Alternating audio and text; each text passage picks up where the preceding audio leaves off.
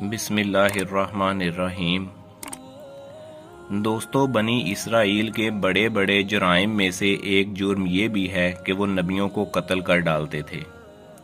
اس کا ذکر اللہ نے قرآن مجید میں بھی کیا ہے۔ سیدنا زکریا علیہ السلام نے بڑھاپے میں اللہ تعالیٰ سے دعا کی تو اللہ تعالیٰ نے انہیں سیدنا یحییٰ عطا فرمائے۔ اللہ تعالیٰ نے سیدنا یحییٰ علیہ السلام کو بچپن میں ہی علم و حکمت عطا فرمائی تھی۔ اللہ نے انہیں نبوت عطا فرمائی اور تورات کے مطابق ہی دعوت و تبلیغ کا حکم دیا۔ آپ علیہ السلام اللہ کا پیغام لوگوں تک پہنچانے کے حد درجہ شوقین تھے۔ آپ کی ہمیشہ کوشش ہوتی کہ لوگوں کو کفر اور شرک کے اندھیروں سے نکال کر ایمان کی روشنی کی طرف لائیں۔ آپ اپنی جان خطرے میں ڈال کر بھی لوگوں کو برائی سے روکتے تھے۔ چنانچہ فلسطین کا بادشاہ اپنی بھتیجی سے شادی کرنا چاہتا تھا اور لڑکی بھی راضی تھی، لیکن آپ نے اس کی سخت مخالفت کی کیونکہ اللہ نے ایسے رشتے کو حرام قرار دیا ہے۔ آپ نے جب لوگوں کو بتایا تو یہ خبر پورے علاقے میں پھیل گئی اور لوگ محفلوں میں بھی یہی بات کرنے لگے۔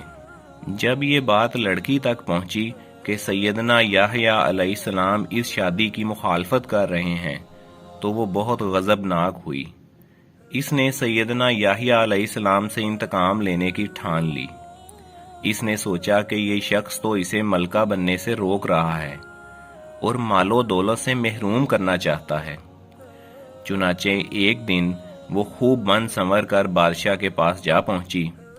بادشاہ نے اٹھ کر اس کا استقبال کیا اور اسے اپنے تخت پر بٹھایا۔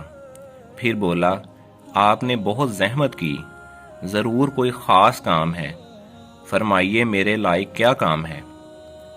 لڑکی نے کوئی جواب نہ دیا اور رونے لگی۔ بادشاہ یہ دیکھ کر پریشان ہو گیا اور بے چین ہو کر بولا، مجھے بتائیے تو صحیح کیا بات ہے، کس شخص نے آپ کو رلا دیا ہے؟ اللہ کی قسم میں اسے سخت سزا دوں گا۔ اب لڑکی نے کہا، مجھے یحییٰ نے پریشان کیا ہے، وہ ہر جگہ میری برائی کرتا ہے اور میرے بارے میں نازیبا گفتگو کرتا ہے۔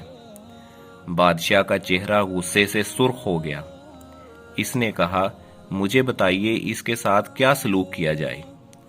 لڑکی نے موقع مناسب جانا اور بولی، اگر آپ مجھ سے شادی کرنا چاہتے ہیں تو اسے قتل کر دیا جائے۔ بادشاہ نے کہا، جو آپ چاہتی ہیں ویسا ہی ہوگا۔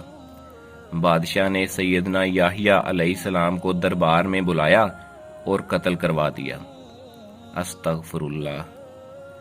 دوستو، بنی اسرائیل ایسی ہی قوم تھی، وہ انبیاء علیہ السلام کو قتل کر دیا کرتی تھی، اور یہ بڑا گناہ ہے۔